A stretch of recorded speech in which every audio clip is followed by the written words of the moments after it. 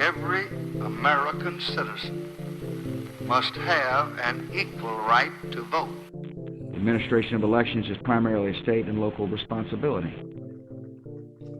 Whether you voted for the very first time or waited in line for a very long time, by the way, we have to fix that. Welcome to High Turnout, Wide Margins. This is Brianna Lennon. I am the county clerk in Boone County, and with me is my co-host, Eric Fay, Director of Elections in St. Louis County, Missouri. And today we have a really special guest. We have David Stafford. He is the Escambia County Supervisor of Elections, and we're really grateful to have him on the show to talk about Florida and his experience over the years in elections. And so first, we want to ask, how did you end up in the election space and working in Florida? Like probably what you've heard from a lot of your guests thus far, I did not grow up dreaming to be an election administrator. Not that I had anything against it, it's just not something that was, on my to-do list.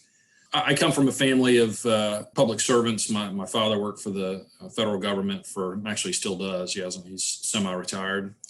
I got two brothers that were in the military, another one of whom went on to be a federal prosecutor and then now works for the Attorney General in Florida. And so, kind of that public service element was part of our DNA. Went to school down in Gainesville and University of Florida, ended up back here in Pensacola after college working for United States Senator. And so I had about 5 or 6 counties that I was responsible for, going to meetings. But it was cool because, when the senator would come to town, I'd staff him, which was not that often. But anyway, it was a neat job for someone in their early 20s. And this was the early 90s. And then the big election in 94, when there was a big changeover in Washington, and local congressman was elected to an open seat, looking for staff to go to Washington. So I hopped at the opportunity to be able to do that. So then I spent about better part of a decade up in DC, learned a lot. But then, wife and I had our second child and looking for, what we're going to do long term, and decided that we'd try to get back to Florida. I had an opportunity to do that, came back to here to Pensacola, and was actually commuting back and forth to Manhattan, working in media of all things, which I was not very good at, to tell you the truth. And it was an open seat. There was a man who had served for more than 40 years as Supervisor of Elections. He had passed away, and then one of his longtime aides took over for him and did it. Went through the 2000 election, was elected because our elections are on the same cycle as the presidential cycle. So she was elected in 2000, and then after that said, I've had enough, and so I'm not going to run again in 2004. So it was an open seat, and I had actually been approached earlier by some folks and say, hey, what do you think about this? And I initially said, no, it's not. No, it's not for me. And then literally, I walked into the office on the last day of qualifying. Our qualifying ends on Fridays at noon. I walked into the office about 9:30 and filed on my paperwork. It was a crowded Republican primary. I was able to find my way out of that, and then won the general election, and the rest is, I guess, history. That's the condensed version, believe it or not. You touched on one thing, your work in Congress, and that's pretty unique for election administrators, I think, to have worked for a congressperson. I know you've served for some time on the legislative committee with the Election Center. Do you have any prognostications on what, if anything, might happen with HR1 and S1 in the next session?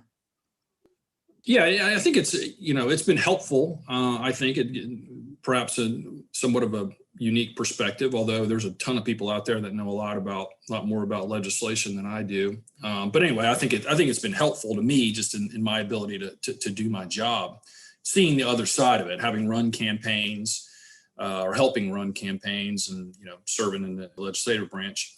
Obviously, the environment has changed dramatically. So you went from 2 of the 3 levers being controlled by Republicans, now to all 3 being controlled by Democrats. And so a piece of legislation that wouldn't have seen the light of day 2 years ago now at least has the opportunity. And that's not being partisan or anything. It's just an observation.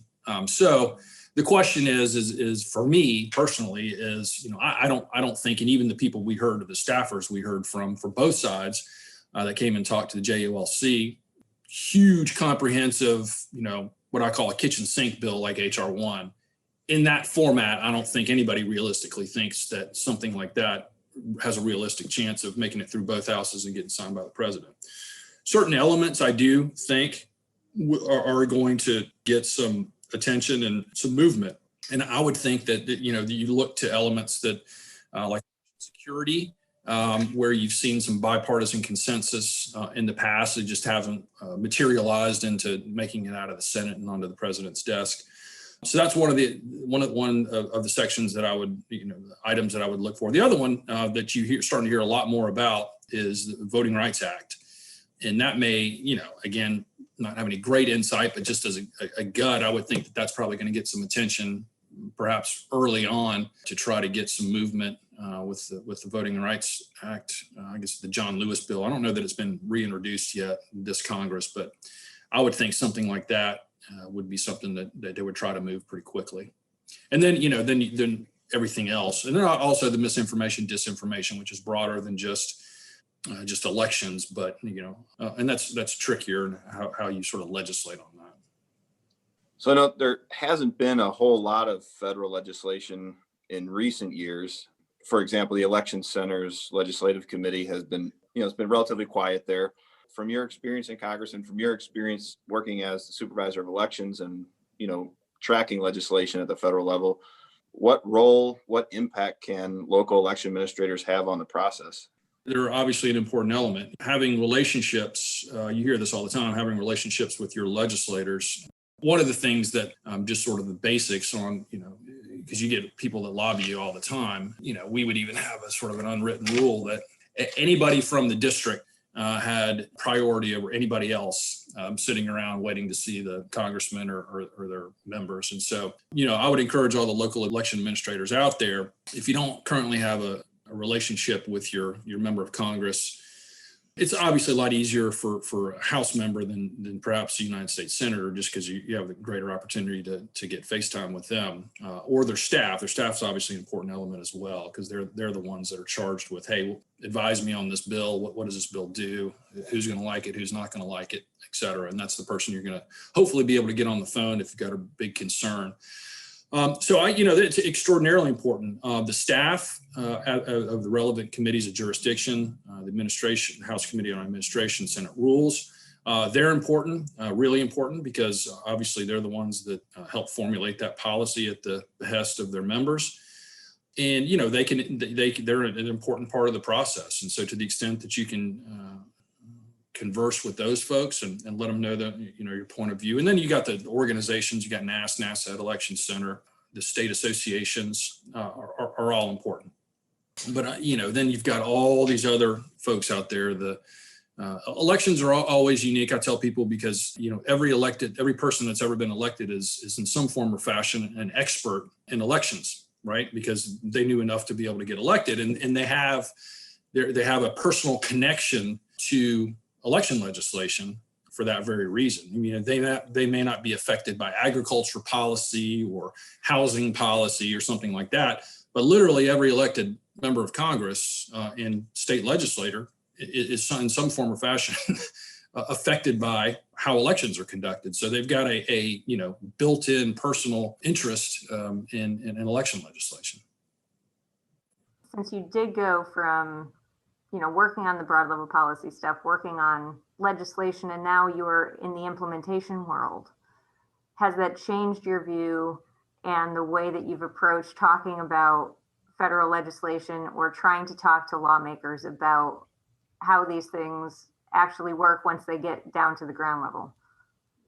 Yeah, obviously, when you're in the executive branch and implementing policy, I think you certainly have a greater appreciation for a comma or a semicolon or little nuances in statutory language can make gigantic differences and really, really important things. I think having the perspective on both sides is important, because a lot of times you have the folks on the executive side that are implementing policies passed by the legislative, they're like, well, why don't they just do it this way? Why don't we just change it? Matter of fact, black and white, this is bad, let's make it better. But the legislative process is gray at best. And so you've got all kinds of competing interests, and you have to balance those out. So, it truly is sausage making. And so I think each side has to have a certain level of respect and also understanding of the challenges of each. Because if you're an election administrator, just go up and say, I don't like this, or it's going to make things hard. You have to understand what the other side, what the folks that are wanting to change or make policy, what their intent is. Sometimes, sometimes it's pure, sometimes perhaps it's not. And so to have a sort of a recognition, sort of a mutual respect for each side, I think is important, because at the end of the day, each side's not going to get what they want.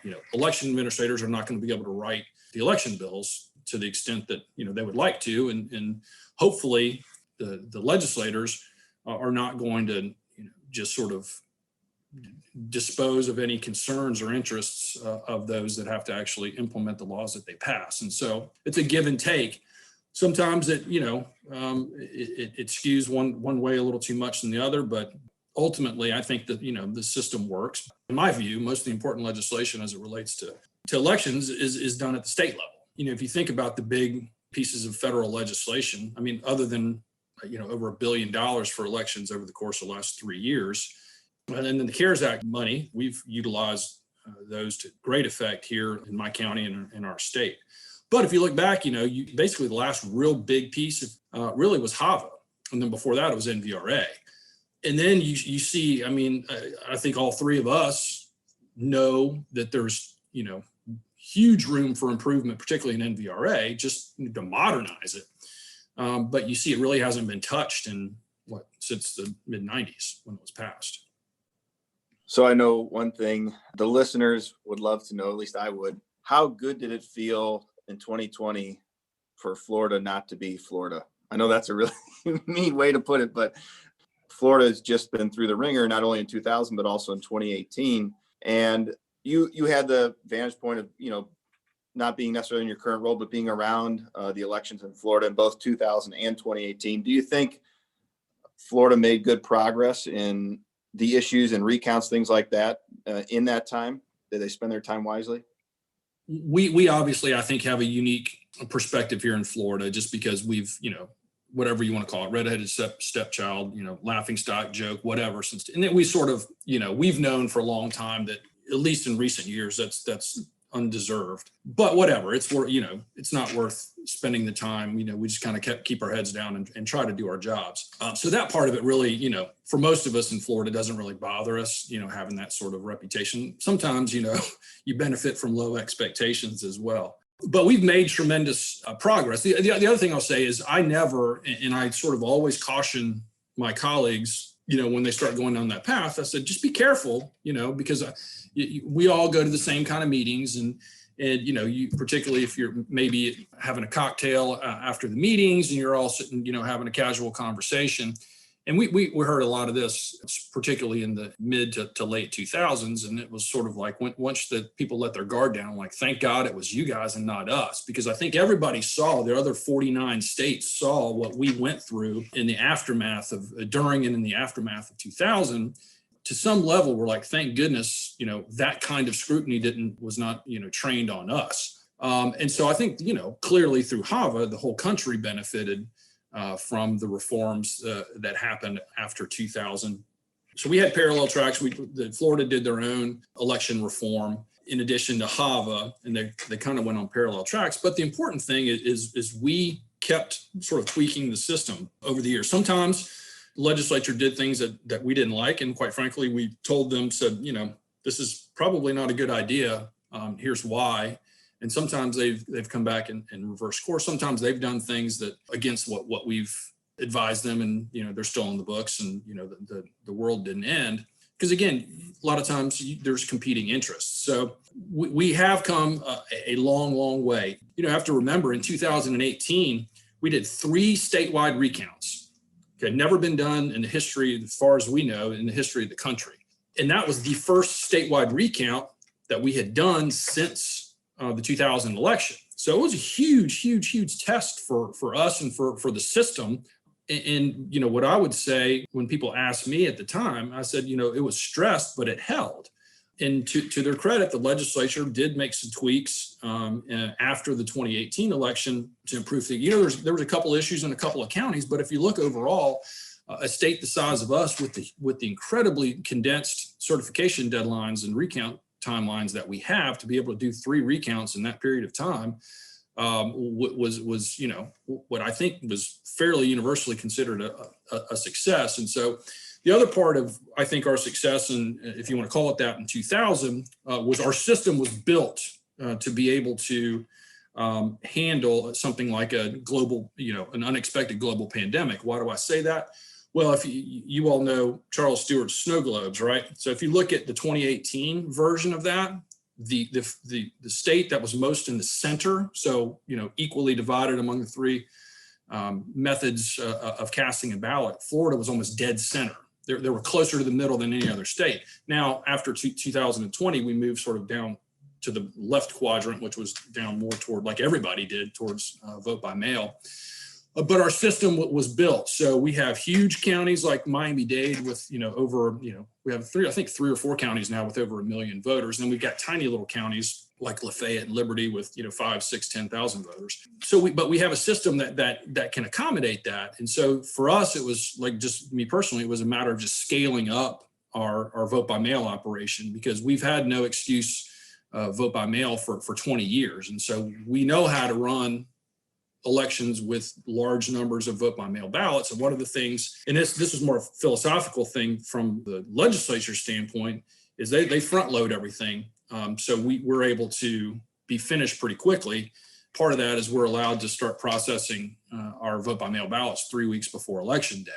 And so by the time we actually have a state law that says within the first 30 minutes of the polls closing on election night, we have to report all of our early votes and all vote by mail ballots that we have tabulated up to that point.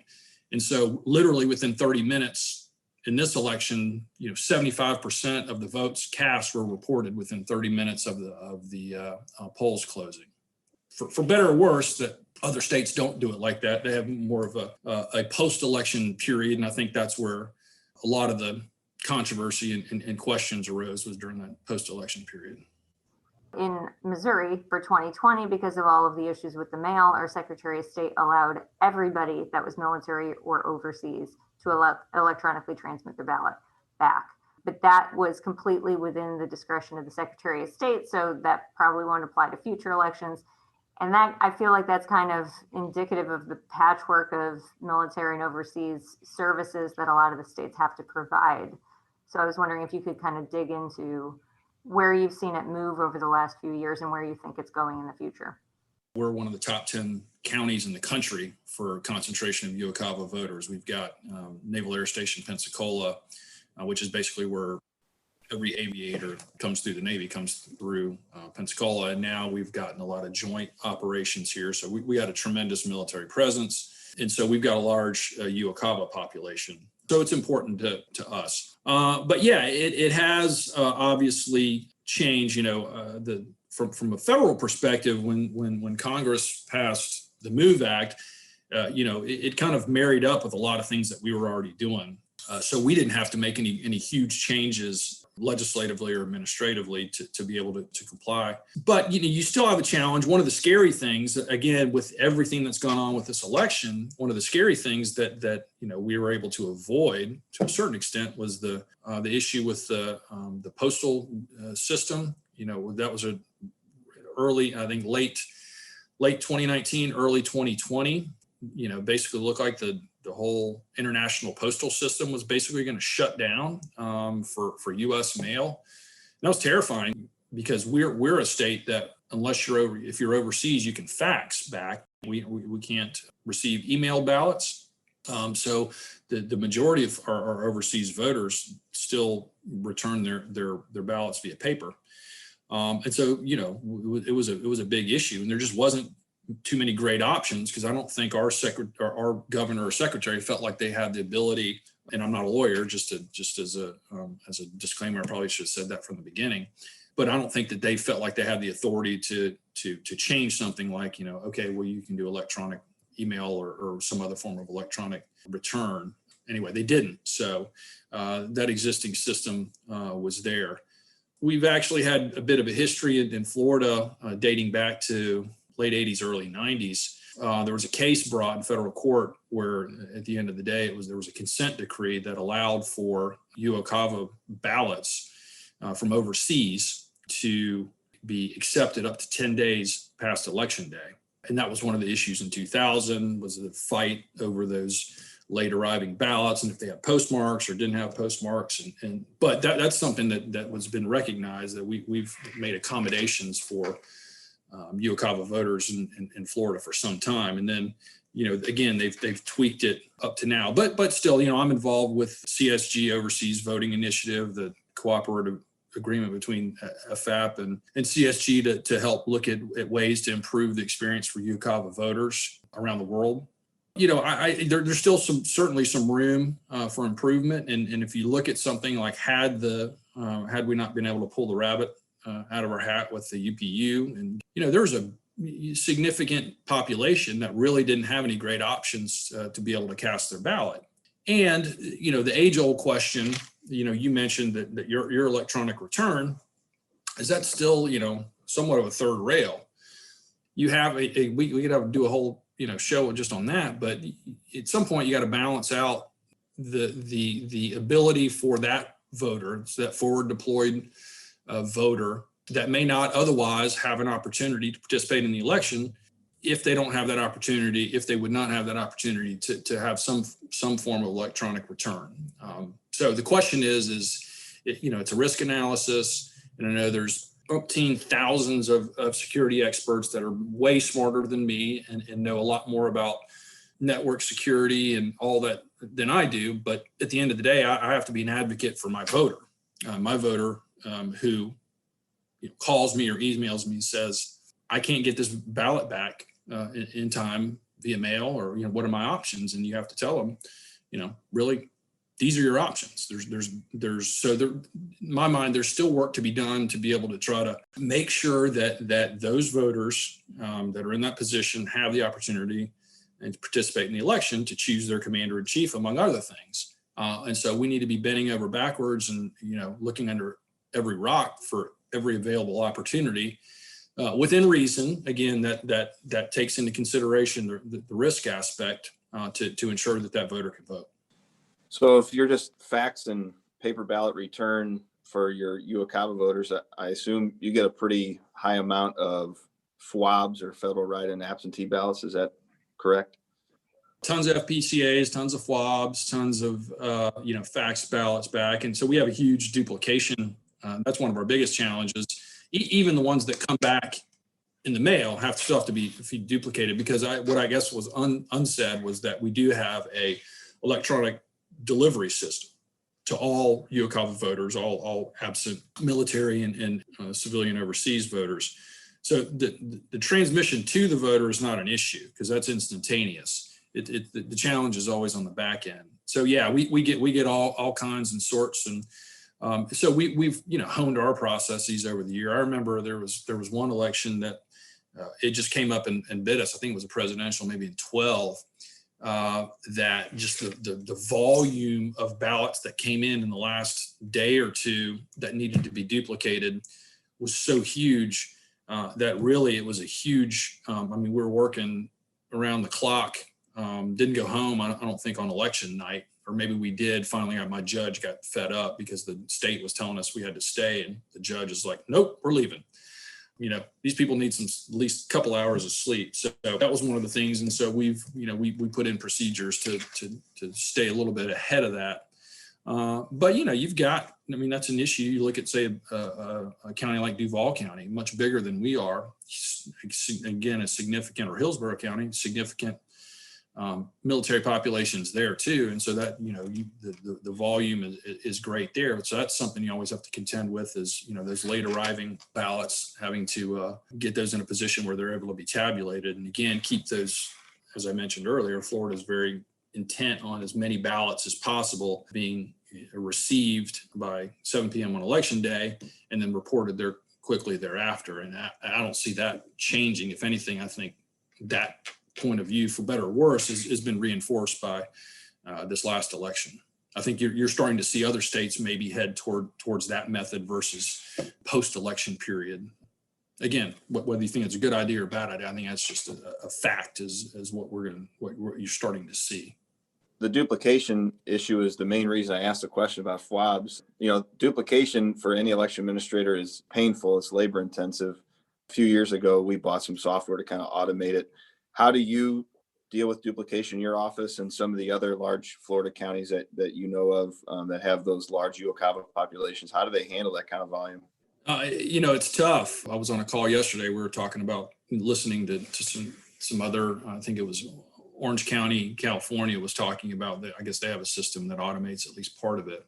Ours is still, manual. Now we did in our primary election, we have ballot marking devices. And so we actually utilize those, but because, and it's kind of a, sort of in the weeds explanation, but basically because we had a 2-card ballot in the 2020 general, how do you deal with only 1 card coming back when you have, if it's a BMD ballot, it's all on 1 card. So are you unnecessarily creating undervotes? And, anyway, so we ended up doing it your traditional paper method. Basically, we took an entire day of canvassing and brought in teams of duplicators. And that's all they did for a better part of, I think, 10, 12 hours. And if we wouldn't have done that, we'd, probably still be there duplicating right now. And so it's just something you have to plan for and kind of, know the volume, know how long it's going to take.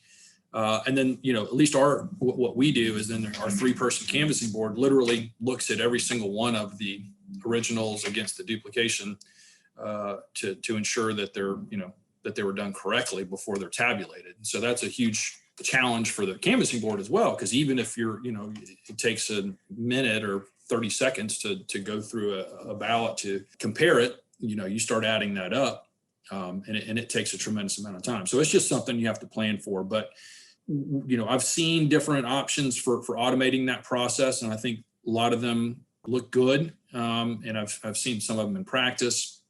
They all, I think, have some tweaks and unique challenges. I don't think there's a perfect system out there right now, but anything that can be done to help automate that duplication process while, of course, maintaining the integrity and accuracy of it, I think, would be well received.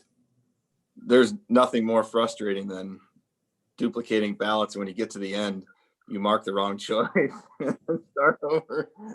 Oh, it's awful. It's particularly if you're at 2:00 in the morning, and you're having to try to, get this stuff done. Yeah. And people are tired. I mean, that's the other thing is it's human beings. If there's one thing I would want to, I think we would all want people to your non-election administrators to know is that elections are run by human beings, many of whom are tasked with what I would consider the impossible, right? So what do we expect them to do? Well, first of all, we train them, for maybe 4 to 6 hours, maybe an entire day, maybe. And then they're asked to go work for 14-hour days under pretty intense pressure, serving perhaps a couple thousand people. Oh, and by the way, you're not allowed to make a mistake. And you're going to have, partisan officials looking over your shoulder to make sure you don't make a mistake and look at everything you do through the worst lens that you're doing it on purpose. I mean, it's remarkable, I think, that we have as many people that are willing to step up and do those jobs, our poll workers as there are. And so at the end of the day, I think that those folks do a remarkable job under those constraints. I mean, if you were to go, say to a McDonald's person, say, okay, yeah, here's what we want this person to be able to do. How long would you need to train that person? They probably say, a couple of weeks. Like, no, you got 4 hours. That's a challenge because we're human beings and human beings make mistakes. Considering the reputation that Florida had, and now I think has completely turned around, and lots of other election authorities are looking at Florida and hoping to emulate that. What do you think made a difference in helping to improve voter confidence, especially for this last election in Florida? To me, I think it's pretty simple. I think it's the experience that the individual voter has when they go to vote. And so, and I know you guys probably hear this a lot, and it used to be, I don't know if it still is anymore, hate Congress, but I love my congressman. I don't know if that's the case anymore, but at least for election administrators, I think generally, because they know their, neighbors are working the polls. And so, there's, accusations that elections are rigged or unfair, or, they see their neighbor up there and they're like, well, I know Jim or Jane, and I know, they wouldn't do that. And, they see the Erics and Briannas and the Davids of the world, at the grocery store or at their kids' soccer game or something. And so that's their base of knowledge for how elections are run locally. So I think generally, and I know, because you've seen the statistical data, as you get farther and farther away from your local jurisdiction, that your confidence drops as you move off to the rest of the state and then the rest of the country. And I've seen some stats from the post-election survey that was done in this election, and saw a really precipitous drop in voter confidence. And that's something that's challenging. So, what do you have to do? I think you just have to continue to keep your head down and move forward to the extent that you can, increase transparency, get people more involved and educated in the process. Although I think there's, to a certain extent, there's a limitation on that, because, if I don't think this problems are going to be able to solve completely just by increasing transparency, because at the end of the day, if somebody doesn't want to believe something, they're not going to believe it, no matter how many ways you explain it. So I think you can't worry, and because there's not a whole lot you're going to be able to do about that in our roles is what we do. But I think, again, making sure that you build the transparency and the confidence in those that you serve directly. If everybody's doing that in your county, in your state, and in the rest of the country, I think that's ultimately what's going to, it sounds simple, but that's what we have to do. And also I make it a point over the years to not, and I probably just from our perspective in Florida, because I think for the last 20 years had wished others had done this, don't necessarily point fingers at people that do what we do in other parts of your state or other parts of the country, because you don't know when it's going to be your turn in the barrel. And you don't know all the circumstances of what transpired in that jurisdiction. So the one last thing I would say is unlike anything I've ever seen, and I think that's pretty universal accepted, that election administrators across partisan, political divides, regional, they want to help each other. I've never reached out to an election official and had them refuse to help me on something if I wanted it. And quite the opposite. I've had people, reach out to me affirmatively and say, hey, if I can ever be of assistance to you. And I think you all probably have had that same experience over the years. And so I think more so than any other group I've ever seen is it's a pretty tight community, and everybody wants to help each other, because at the end of the day, we all have the same goal. And that is a system that allows the American people to choose their leaders, which is the foundation of our republic, that ability for the populace to choose their leaders. And so to the extent that we can help that in Escambia County and state of Florida or in somewhere else in the country, then, we're going to do everything we can to help facilitate that. All right. Thanks, everybody, for listening to another episode of High Turnout, Wide Margins. A big thank you to David Stafford from Escambia County, Florida, for being our guest on this episode. We hope you tune in next time for another episode of High Turnout, Wide Margins.